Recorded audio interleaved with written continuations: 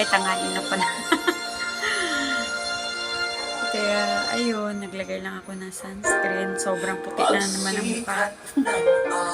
Ano ba yan? Sobrang puti na naman yung mukha ko. Kaya ganun. Kasi magtitinda na naman ako ng lip tint. Lip tint kayo dyan. Yung anak ko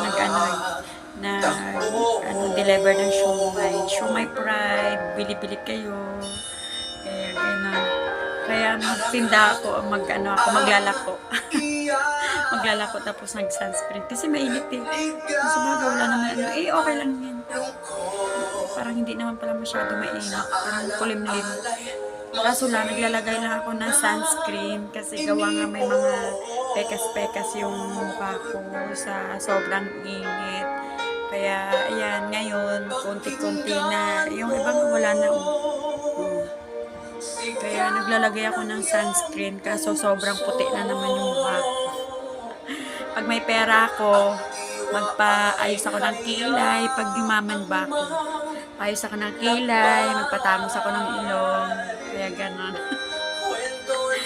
Patangos ako ng ilong. Pag na ito tanggalin, ito yung asip ba? Asip. Kaya okay na yung mukha ko, kahit bukol-bukol na yan, ano na lang yan, kulang na yan facial. Yung ayos ko lang yung kilay ko, yung ilong ko, pag yumaman na ako. Pag yumaman ako, yung talaga ang wish ko sa buhay. Magpaayos ng kilay. Kasi yung kilay ko, manipis lang siya. Dati kasi hanggang dito, nung high school pa lang ako, sabog yung kilay ko eh. Kaya ngayon, pinayayos ko sa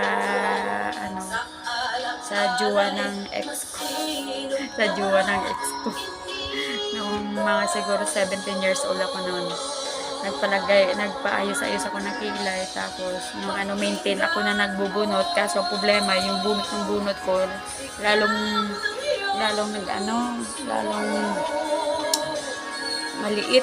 Ayan, kunti na lang sa kakabunot-bunot ko. Ngayon hindi na ako nagbubunot kasi sobrang liit na yung kilay ko. Dati kasi sabog yung kilay ko Ayan, kaya yun. Kaya pag yumaman ako, nga ka talaga. Kasi paayos ako ng kilay, paayos ako ng ilong. Char. Bibili muna ako. Siyempre, bibili muna ako ng sarili kong bahay. Para makuha ko yung apo ko. Kasi namimiss ko na yun eh. Sobrang miss ko na. Inaano ko na lang. Naalo-alo yung sarili ko kasi parang kaya nakakaiyak pag so, sobrang miss kasi na siya ngayon. 1 year and 7 months. Kaya kung minsan naiisip ko siya, siyempre, di ba, malaki na siya ngayon. Kami nga, mula baby talaga kami, hindi kami nakita ng tatay ko eh. Yan lang, yung lola ko, isang beses lang kami nakita sa side sa tatay ko. Kaya yun, ewan ko, kamusta na kaya yun mga yun. Kaya hindi ko na nakita. Eh ako kasi, kumbaga, naalagaan ko yung apo ko hanggang 3 months. Magpo 4 months na yata yun eh. Bago mag 4 months pala, kasi nung 4 months na siya, umalis na sila dito sa amin. Kasi nagpaalam yung nanay na mag-aaral niya. May project daw dun sa tita niya. Yun, hindi na nakauwi. Hanggang kinuha na yung mga gamit. Nung kinuha nila yung mga gamit, wala ako dito. Nagkataon yung anak ko lang. Kaya, yun. Kaya hindi ko na nakikita ako kung namimiss ko na ngayon sobra. Sabi ko pag yumaman ako, magpapalagay din ako ng tawag na, magpagawa ako ng picture frame niya ng apo ko. Kahit paano nakikita ko yung kahit sa picture na lang. Kung minsan yung cellphone ko, andito, dami na yung video dalawa. Yung baby pa siya. Eh ngayon pala malaki na. Malaki na siya. Hello, baby Sam. Paglaki mo, makikita mo rin ka. Hanapin mo din kami. Ako nga, hinahanap ko nga yung lolo ko sa side sa nanay ko. Kaso sa side ng tatay ko, ang problema, syempre, alam na, walang financial, kaya hindi ko mapupunta-puntahan. Pero nung lolo ko, hindi ko na nakita, lola ko lang. Pero ko ngayon, hindi ko sure kung buhay pa yun. Pero yung tatay ko talaga, never ko talaga nakita. Hindi ko talaga siya nakita. Siyempre, parang 5 po dyan. Wala pa. 68. 47 meron.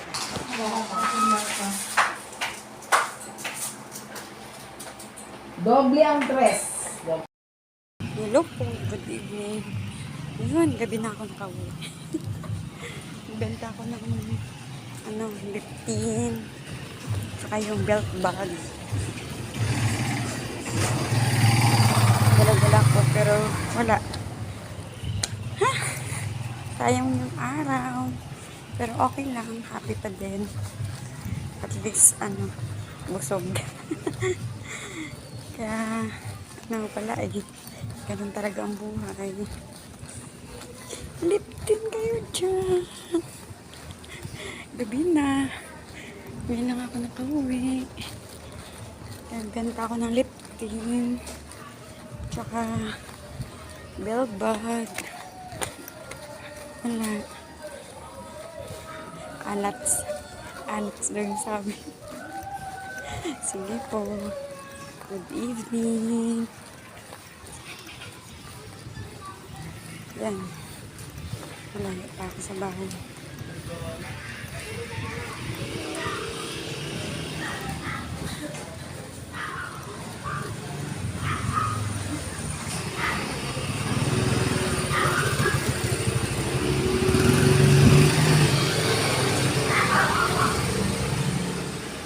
Bye.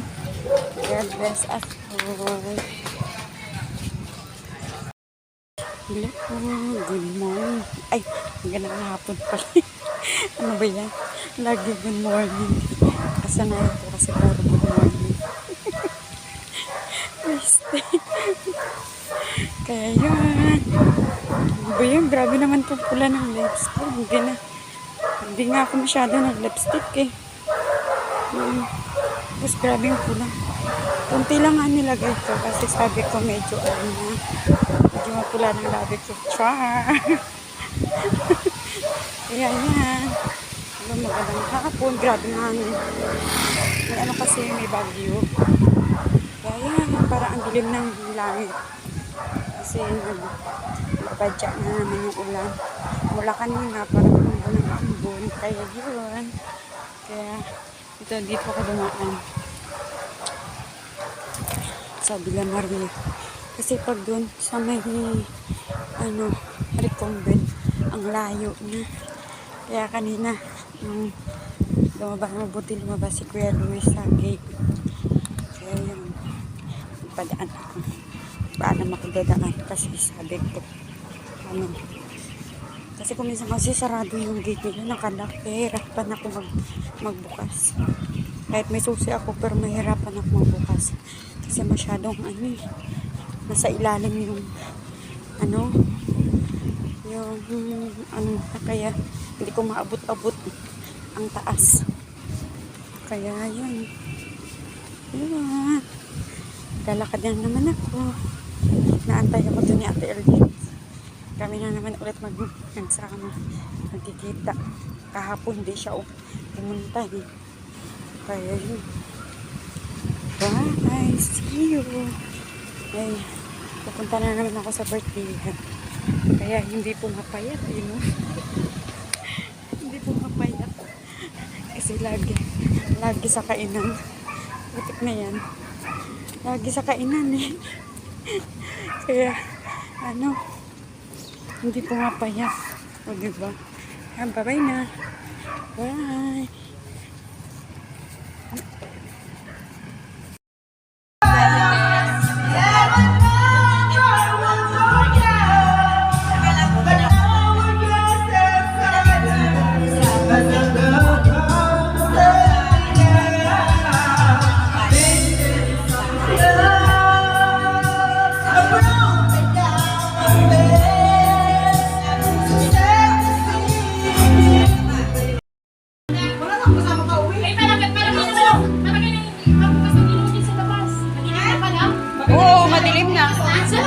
Yes.